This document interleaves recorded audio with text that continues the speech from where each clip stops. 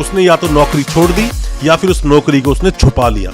ऐसे में भी आपकी मेंटेनेंस से आप बिल्कुल बच सकते हो कि लड़की ने बेशक से आपसे अलगाव ले लिया, अलग लड़की रहती है, सेपरेट रहती है, सेक्शन 9 का आपने नोटिस भी भेज दिया, बुलाने के लिए आपने बात की, उसके बावजूद भी वो नहीं आई और लड़की अच्छी जगह नौकरी कर रही है, आपकी जो सैलरी है उससे अच्छा वो कमा रही है। दोस्तों, डोमेस्टिक वायलेंस जैसे केसेस में या घरेलू हिंसा कानून की हम बात करें, उसमें ज्यादातर मामले देखा जाए तो मेंटेनेंस के होते हैं।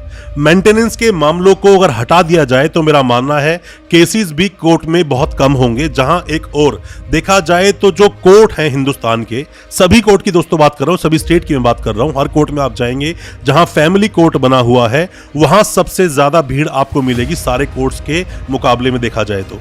क्यों होता है ऐसा? दोस्तों, हर घर में, हर तीसरे घर में लड़ाई है। लड़ाई होने के बाद और दिक्कत तब हो जाती है जब घर वाले ही सपोर्ट करते हैं लड़की और लड़के को कि आप केस कर दो।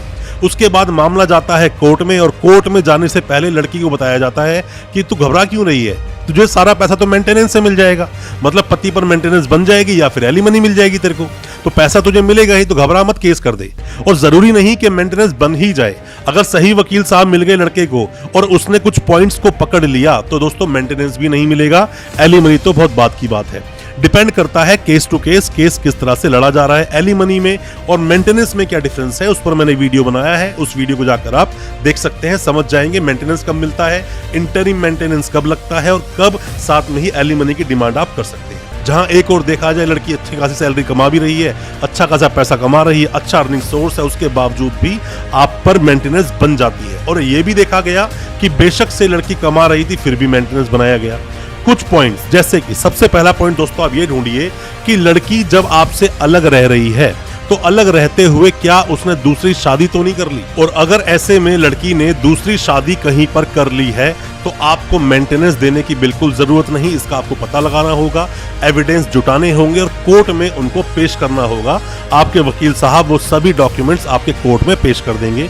ये तो थी आपकी पहली रेमेडी। दूसरी बात आती है दोस्तों कि लड़की वेल एजुकेटेड है, अच्छी तरह से नौकरी कहीं पर कर सकती है, वो किसी पर डिपेंड रहे ऐसा जरूरी नहीं, क्योंकि वो खुद इतनी कैपेबल है कि वो अच्छी खासी सैलरी आपसे भी ज्यादा कमा सकती है अगर कमाना चाहे तो। शादी से पहले बहुत अच्छी नौकरी कर रही थी, शादी के वक्त भी अच्छी नौकरी कर रही थी, शादी के बाद भी कुछ वक्त तक अच्छी खासी नौकरी की, उसकी सैलरी आपसे ज्यादा थी, पर जैसे ही अलग हुई उसने या तो नौकरी छोड़ दी या फिर उस नौकरी को उसने छुपा लिया।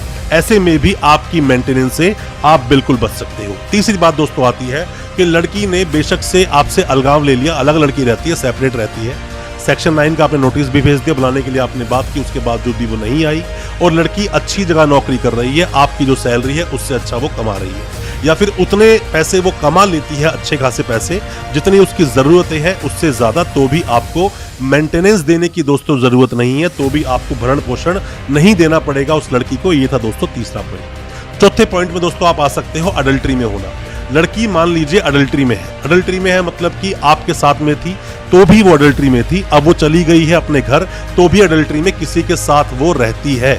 तो अभी जरूरी नहीं कि शादी कर ली है, नहीं भी शादी की है, अडल्ट्री में रहती है, तो ये भी पॉइंट आप ले सकते हो, यहाँ पर भी भरण पोषण से बचा जा सकता है। दोस्तों, अगर ये वीडियो आपको अच्छा लग रहा है तो अभी इस वीडियो को लाइक करें, ताकि इसी तरह की लाइक से हमें मोटिवेशन मिल सके और प्रोत्साहन मिल सके इसी तरह की लीगल अवेयरनेस की वीडियोस आप तक पहुंचाने के लिए। और आप अगर पहली बार आए हैं हमारे इस चैनल पर, पहली बार देख रहे हैं हमारे इस वीडियो को, हमारे चैनल को अभी सब्सक्राइब करें, साथ में लगा बेल आइकन जरूर दबा दें, ताकि इसी तरह की लीगल अवेयरनेस की वीडियोस आप तक पहुंच सके सबसे पहले। भरण पोषण का सिर्फ और सिर्फ ये जो लेडीज अगर किसी भी तरह से इसका डिफेंस लेती हैं, इसकी प्ले लेती हैं, ये सिर्फ इसलिए लेती हैं क्योंकि पैसा तो आपसे मिल ही जाएगा। दोस्तों, पैसा मिलने का भी एक सिद्धांत है कि 1/3 ही पैसा वो आपसे ले सकते हैं, उससे ज्यादा नहीं। कई बार तो 1/4 भी देखा गया है, 1/4 की ही मेंटेनेंस अलाउ हुई, कई बार ज्यादा भी हो जाती है, बट 1/3 का ही अलाउ होता है, 1/3 को आपको मान के चलना पड़ेगा। यह है चौथा पॉइंट। अब दोस्तों, पांचवा पॉइंट में आप इतना समझ लीजिए कि कभी भी आप मान लीजिए कि आपके ऊपर तो पहले से ही मेंटेनेंस बनी हुई है आपके फादर और मदर की, या आपकी सिस्टर की, छोटे हैं वो लोग, उनकी मेंटेनेंस पहले से ही बनी हुई है, मतलब कि आपकी फैमिली को पहले ही ऐसा आभास हो गया था कि पंगा कुछ ना कुछ होगा, उन्होंने मेंटेनेंस लगाई और उन्होंने मेंटेनेंस अलाउ करा ली कोर्ट से। जरूरी नहीं है कि यहाँ पर सिर्फ और सिर्फ वाइफ ही, पत्नी ही मेंटेनेंस अलाउ करा सकती है कोर्ट से। आपके जो फादर मदर है, जो आप पर डिपेंडेंट है, जो डिपेंड है आप पर, वो लोग भी मेंटेनेंस लगा सकते हैं और आपसे भरण पोषण अपना ले सकते हैं।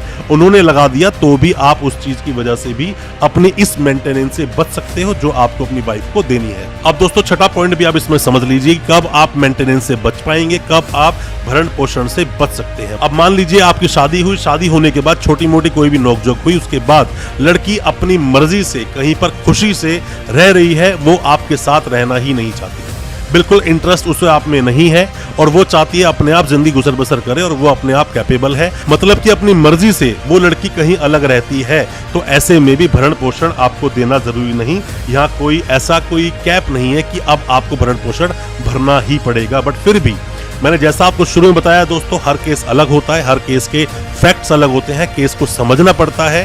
बिना केस को समझे ऐसे ही केस पर बात कर लेना, समझा देना, बता देना कोई फायदा नहीं। सब केस अलग तरह से काम करते हैं। आपका भी कोई केस है, किसी तरह से आप पर भी मेंटेनेंस बन गई है, आप उसके लिए अपील में जाना चाहते हो या उसे कम कराना चाहते हो, या फिर आप चाहते हैं मेंटेनेंस बने ही ना, कोई भी हमारी एडवाइस चाहते हैं, सलाह चाहते हैं, कमेंट बॉक्स में जाके सवाल पूछें, हम आपको उसका रिप्लाई जरूर करेंगे। आप चाहते हैं व्हाट्सएप पर हमसे बात करना तो व्हाट्सएप पर मैसेज करें, हो सकता है हम आपको कोई सॉल्यूशन दे सकें, कोई रिप्लाई आपको दे सके जिससे आप अपने केस से बाहर निकल सकें। दोस्तों अच्छा लगा हो आज का वीडियो, हमारी वीडियो को ज्यादा से ज्यादा अपने दोस्तों परिजन परिवार में शेयर करें ताकि वो भी अपने आप को कानूनी जानकार बना सके, और साथ ही हमारे चैनल को सब्सक्राइब करना बिल्कुल ना भूलें, साथ में लगा बेल आइकन जरूर दबा दें ताकि इसी तरह की जो अपकमिंग वीडियोस आएंगी वो दोस्तों आप तक पहुंच सके सबसे पहले। बहुत बहुत शुक्रिया दोस्तों, धन्यवाद हमारी इस वीडियो के साथ बने रहने के लिए।